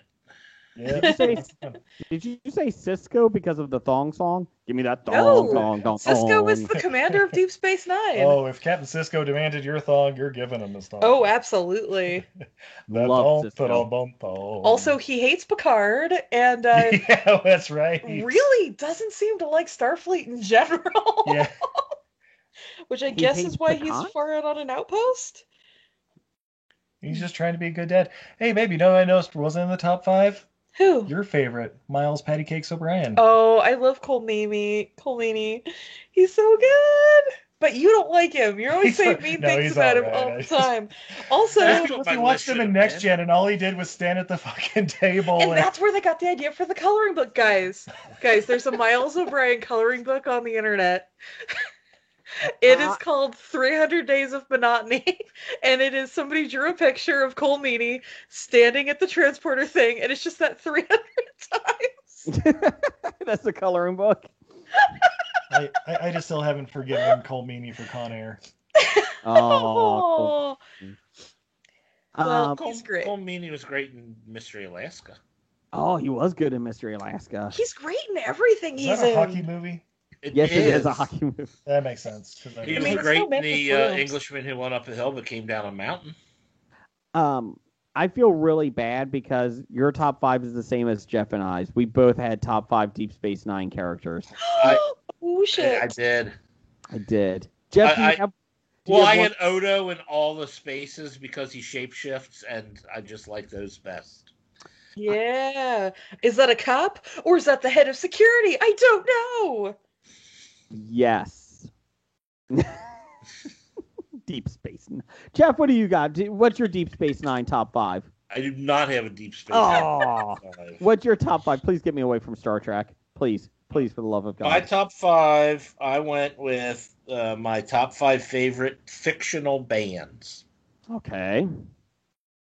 Musical act bands. Go ahead and list them. I'm waiting. My number 5 is Citizen Dick from the Singles movie. Okay. The band that Matt Dillon is in with the guys from Pearl Jam. Okay. And probably I like that great because they had Chris Cornell write some music for the movie. And apparently they made a list of their fake set list. So Chris Cornell made an actual song for every item that was on that set list. Pretty impressive. It wasn't a good song, but he made a song at least. One of them was Spoon Man. Spoon Man! So you know together with your hands, save me! Spoon Man! Made by... Enter up the fork man! Oh! Spoon Man! Sung by Candlebox. Take the last train to Clarksville. Number 1, the Monkees. My number 4 is Mouse Rat, once known as Scarecrow Boat and Puppy Pendulum. What movie? Penis Pendulum and Teddy Bear Suicide. It's from Parks and Recreation. Oh, okay. That's right. Okay, like Puppy Patrol. Like, wait, I know this. Andy Dwyer's band, who sings the 5,000 Candles in the Wind tribute to Little Sebastian. Okay. Oh, Little Sebastian. Number 3? My number 3 should come as no surprise to anyone. Lone Rangers. Josie and the Pussycats. He just likes to say pussy. Rosario Dawson. The only pussy Rosario he can Rose. Josie and the Pussycats is the best movie ever. It's the only pussy he can get. Good boy. I think Izzy just made fun of you. She said it 4 times. She just wanted to make sure you heard it and it sunk into your soul. God, I like to burn the bridges while I'm standing on them. No shit. Izzy's like, you know what? I'm just going to keep saying it until he reacts. Keep saying it. Somebody's going to say something. Why is he not saying it? I'll say it again. Damn it. I mean, that's usually Jason's MO when we try to ignore him, and he just keeps repeating it. So let me ask you this. Which is better, Grease 2 or Josie and the Pussycats? Josie and the Pussycats. Wow. Go Grease Lightning. Because within the movie, they tell me Grease 2 has Rex Manning. It does, but not as Rex Manning. If he was playing Rex Manning in Grease 2, then yeah, Grease 2 went hands down. Isn't Rex Manning always playing Rex Manning? He was playing Michael something or other. I mean, the John Travolta movie? Okay, that's a name where you just give up. Michael, I don't know, something or other. Shit, that was supposed to be a placeholder. I can't believe you put that in the script. Tony Danza, your character is Tony. It really isn't Tony. Nope, it's Tony. No, it's going to try to remember it. Tony. Right, so Jeff, you were saying number 2? So number 2, I have the River Bottom Nightmare Band. From Oh Brother, Where Art Thou? No, that's the Soggy Bottom Boys. And they're a real band, apparently. I don't know. The River Bottom Nightmare Band was from Emmett Otter's Jug Band Christmas. Pittsburgh Nerd is disappointed in all of you right now. You've never seen Emmett Otter's Jug Band Christmas? No. No. Well, you've got a lot to work on. I'm sorry, is it on the Hallmark Channel? Why the hell would I care about this movie? It's not on the Hallmark Channel. Oh, God. On Lifetime, obviously, Steve. I'm too busy watching Iron Man 3 and other Christmas movies. Oh, wait, is that the one where Iron Man sits around and cries in his car for 20% of the movie? And I assume The Predator? I'm busy watching Reindeer Games, so I apologize, Jeff. Well, I'm going to be upstairs watching Jingle All the Way while y'all are doing that. Go ahead, Jeff. What's your number one? I'm still disappointed every single one of you for not knowing Emmett Otter's Jug Band Christmas. Sorry. Sean, get on everybody's case, because Sean knows what I'm talking about. I'm busy watching real movies. It's not even a movie. Oh, TV show. It was a TV special. Oh. From Jim Henson. Well, I will tell you, I have heard of it. Allison Rosen from Allison Rosen is Your New Best Friend is a big fan of that, too. Well, Your New Best Friend is great. And number one. And my number one favorite fictional band is Death Tongue, a.k.a. Billy and the Boingers. You suck, Jason. From Bloom County. Wait, you don't have Spinal Tap. You don't have the Oneaters or the Wonders or whatever. The Lone Ranger. You don't have Wild Stallions. Get the... Jeff, you don't have Hagrid and the Angry Inch? What is going on? Well, not Hagrid and the Angry Inch. I don't have him on my list. But the other guys are on my honorable mentions. They just didn't make the top five. What about Lone Ranger? No, they aren't that great. I did have Spinal Tap. I did have the Wonders, a.k.a. the Oneaters, a.k.a. Captain Geach and the Shrimp Shack Shooters, as an honorable mention. Is that from that thing you do? The Yes. Wonders? Okay. Yes. I did have Stillwater, Drive Shaft, Limousine, The Ruddles, and Dr. Teeth and the Electric Mayhem, all as honorable mentions. Oh, that's a real band. Okay, well then... I'll take that off. This got really mean really quick. I apologize, Jeff. I was expecting number one the whole time, Wild Stallions, because of Bill and Ted, saving the world after they faced the music this weekend. I thought it was going to be the Monkees based on this podcast. Right? Last train to Clark. The Monkees are a real band. Are they? They are. I mean, they perform Backstreet live. Boys, number one fake band. Yeah, the Monkees are realer than the Backstreet Boys. Menudo. Are they? Ooh. They are. I don't know. Rihanna. Who has more real instruments? I had a top five. Hey, Jason, what's your top five? Jason, do you have a top five? You do a your five? Hey, could you be a little more condescending to our host? I'm trying to be nice, you son of a bitch!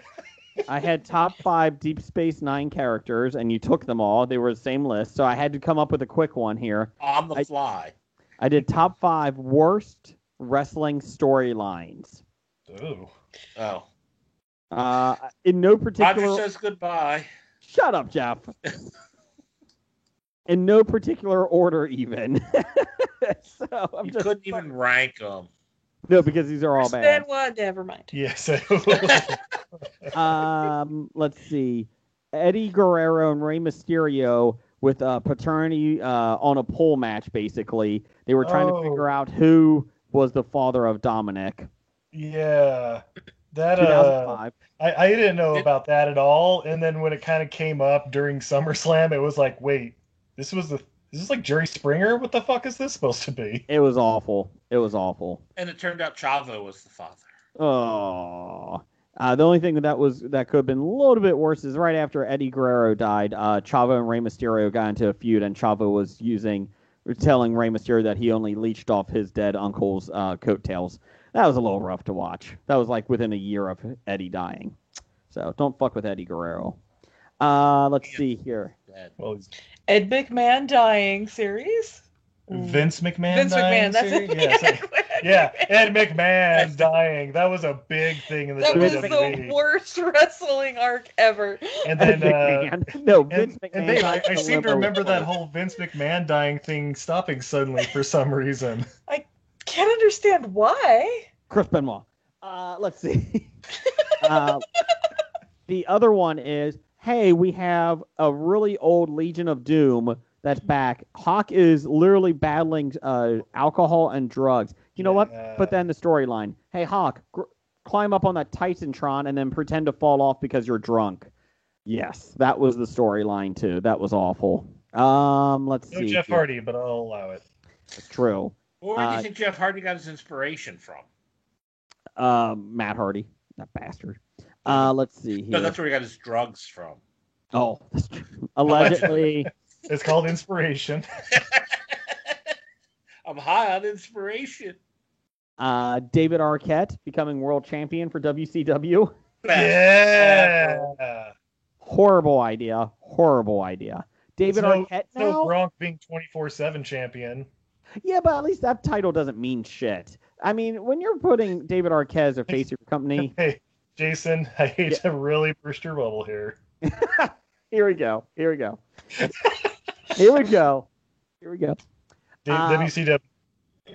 WCW did not have a championship title that meant anything at the end.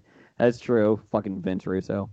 The whole invasion angle, Vince McMahon buys WCW. They're going to invade, and they decide not to pay their top stars. They rather just have Time Warner keep them at home. So the WCW invasion included DDP, Sean Kendrick.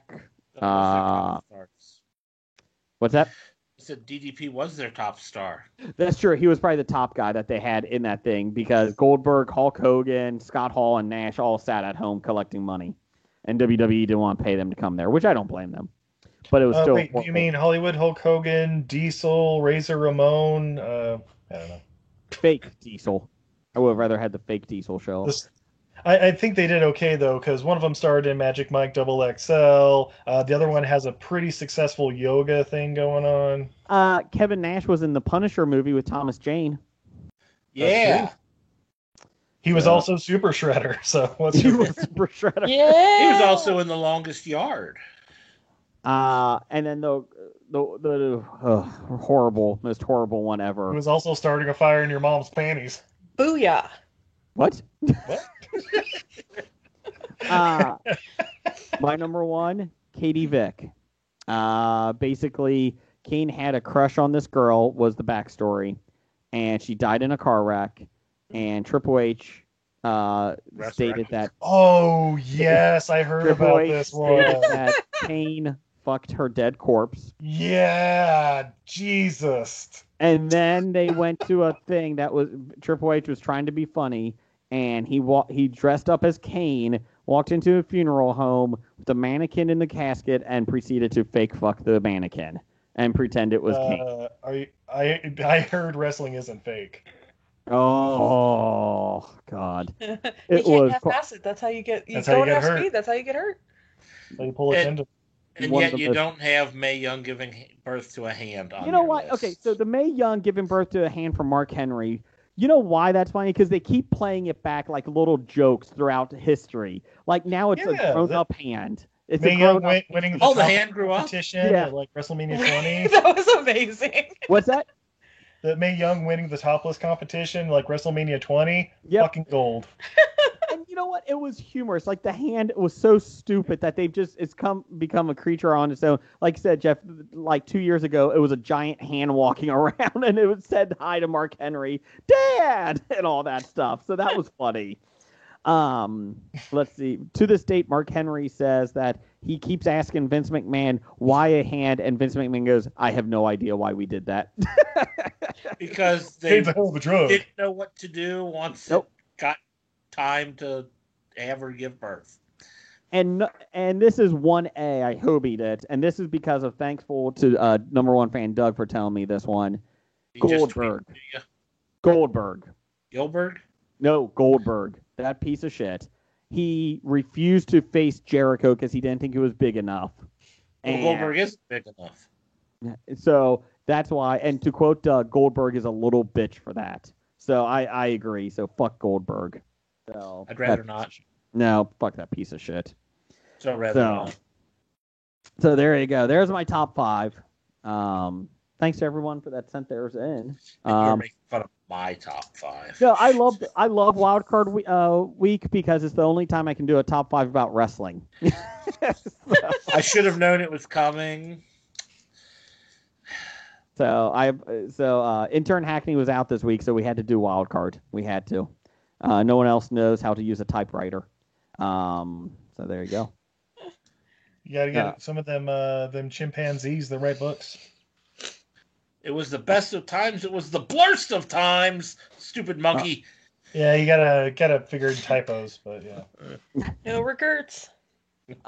Jeff, do you have titles for the show? Oh, let's see. Steve, Izzy, do you have any title? Glory hole, you won't see it coming. I do have You Won't See It Coming, not with the glory hole, but Steve's is better. That may sway away a couple listeners. So. I have An Even More Boring Podcast. Wow. That was said early in the episode. Wow. Nicholas Cupcake's Robo Penis. Or The Cupcake Nebula. Oh, I like that one. I've got Cod, the roughest fish. Shout out to Randy at Colt 45 who originated that. Yeah. A mud-based river. I like the cod. Go with cod. It's the roughest fish. Do You Smell Toast? The History of Bad Expos. Black Tie Affair. Mm-hmm. And High on Inspiration.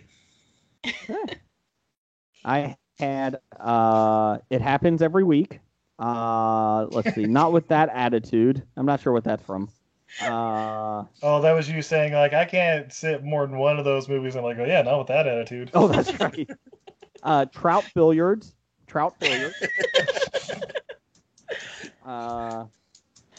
Bake Till Bubbly, because I feel like that's just a good...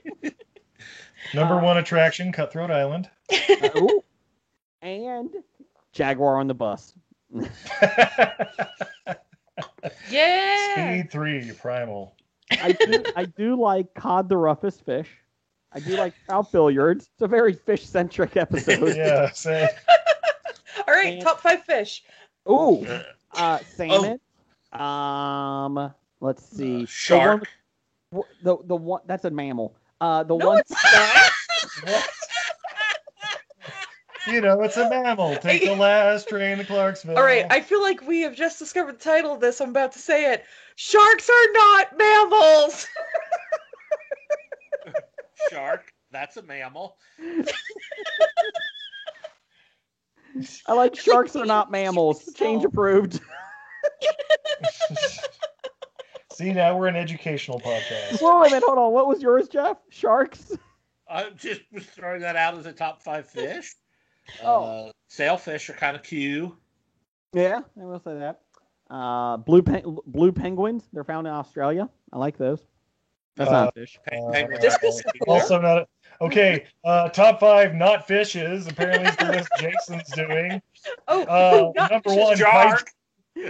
Zebras. Zebras are definitely not fish. Definitely not. But zebrafish is a fish. It's like they have gills all up and down their bodies. Are actually stripes to help them blend into their environment. Siamese cats, definitely not a fish. And awful.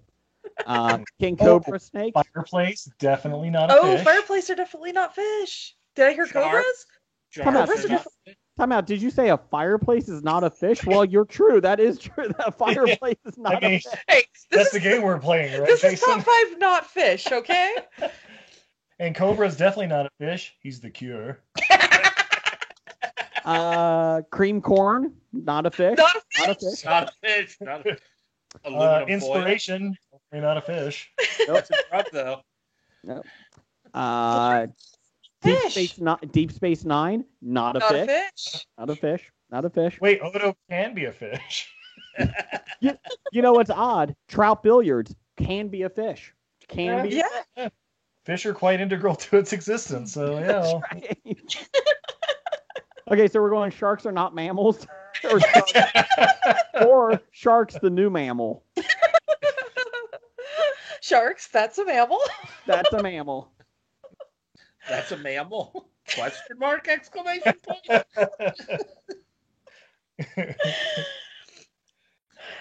Sharks are mammals, question mark. There you go. Well, Jason, thanks for having us on your podcast. We're Steve and Izzy from Everything I Learned from Movies. You can find us at eilfm.podbean.com or on Twitter, Facebook, and Instagram at EILF Movies. That's Everything I Learned from Movies. Now you have to excuse me. I have to go inform Cool Ranch that he's not a fish. Cool Ranch is not a fish. Break it to him easy. You might want to give him a treat or something first.